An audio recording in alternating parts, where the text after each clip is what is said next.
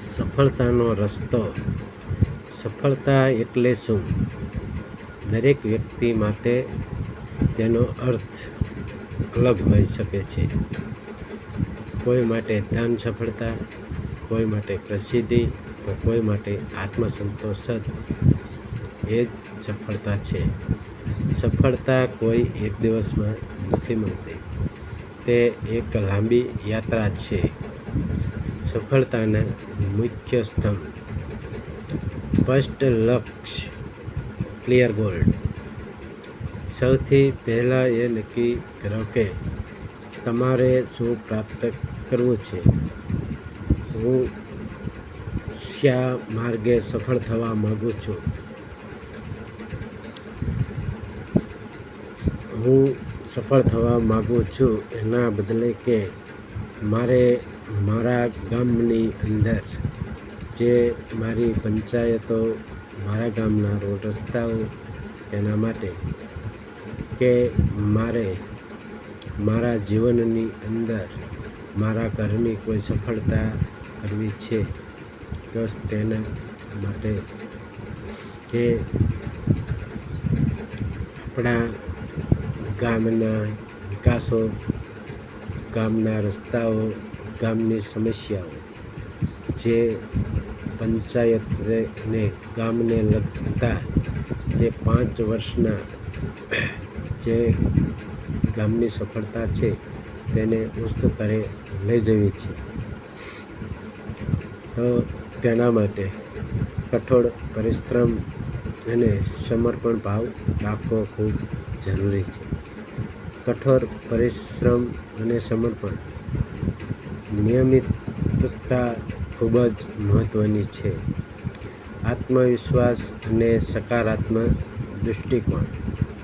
પોતાની ક્ષમતા પર વિશ્વાસ રાખવો જોઈએ.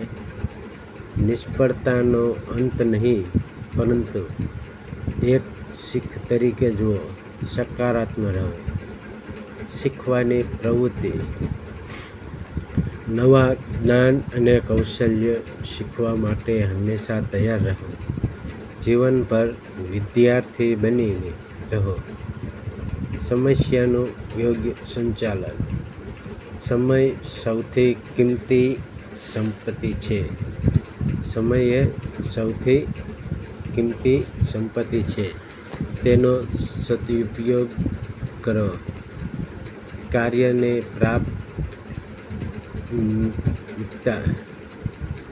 પ્રાથમિકતા આપો અને વ્યર્થ પ્રવૃત્તિઓ ટાળો. પડકારનો સામનો કરવો. સફળતાના માર્ગમાં મુશ્કેલીઓ આવશે જ. તેનો હિંમતપૂર્વક સામનો કરો અને તેમાંથી શીખીને આગળ વધો.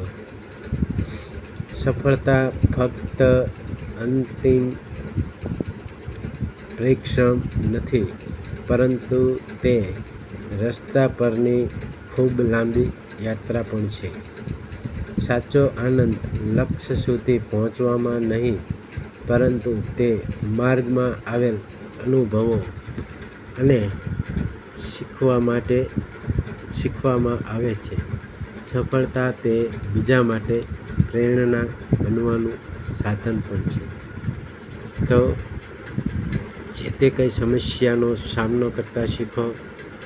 જાગૃત રહો, જાગૃત બનો અને પોતાના હકો અને પોતાના જે હક માટેની લડતો અને અવાજ ઉઠાવતા શીખો.